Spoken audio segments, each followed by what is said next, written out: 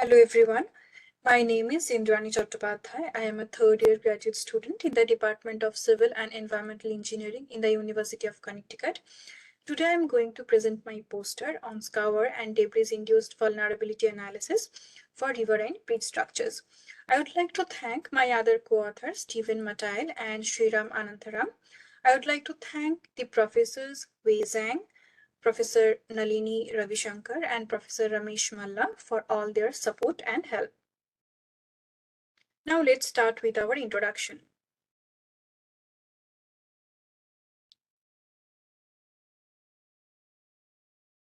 According to the recent studies, we can see that 75% of the bridge failure in the United States are caused due to the floating large woody debris.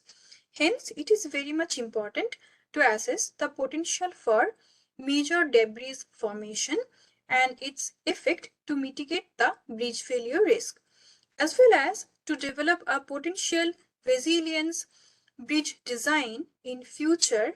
It is very much important to evaluate the scour caused by the debris effect. In the figure 1, some debris related scour damage to bridges are provided.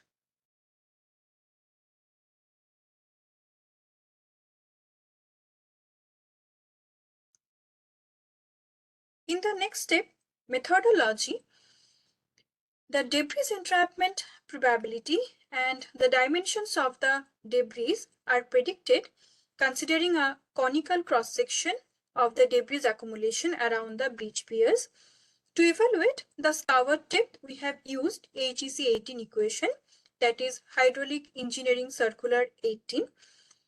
And using the scour depth, we have compared the depth with the foundation depth of the bridge. For bridge vulnerability analysis, we have used Monte Carlo simulation under different flow conditions. The case study we have conducted for a bridge in the Vermont under the influence of the Hurricane Irene and with a 100-year return period. In the figure 2, we have provided one schematic diagram which shows that how the debris are accumulated around a bridge pier. In the next slide, we have tried to develop a flow chart of the framework for our project. So in the step number 1, we have shown that the vegetation data. So it signifies that we have tried to evaluate or to gather the height of the tree around the bridge, the Vermont bridge we have taken for our case study. In the second step, with the distributions of the tree height, we have conducted one tree fragility analysis. So from the graph, we can see that the tree height distributions around our bridge is 12 meter to 26 meter. And based on that, we have conducted a fragility analysis of the tree. That means which height of the trees are more vulnerable to create any failure under an influence of the wind speed of 30 to 110 meter per second. In the next step, we have developed or we have tried to generate the debris size based on the tree fragility analysis. Then we have developed the hydraulic modeling where we have used the Monte Carlo simulation to generate a range of set of scour depth. And in the next step, we have conducted bridge vulnerability analysis.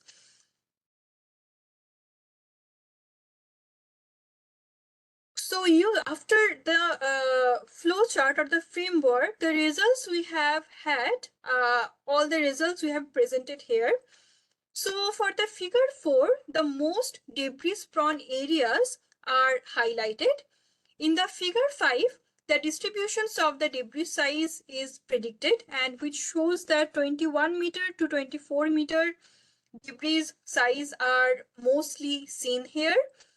In the figure 6 and figure 7, we have provided the result using the sensitivity analysis. In my next slides, I have discussed the results vividly. So let's look there.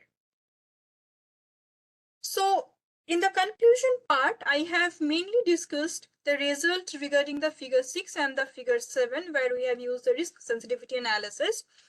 So our sensitivity analysis shows that the 25-meter and 20-meter debris size causes 100% failure at a very lower water velocity, that is 4 to 5 meter per second, compared to the other debris size. When the foundation depth reduces, the probability of the failure increases more rapidly for the higher flow rate. When the flow rate remains constant, example Irene 262 m cube per second, as we have considered the flow rate of the Irene for our project, and the foundation depth decreases for the debris incorporated water, probability of failure increases more rapidly, reaches 100% at the foundation depth 3 meter and compared to the virgin water. So from the figure 7, we can see that our green line shows that the Irene flow, that is 262 meter cube per second.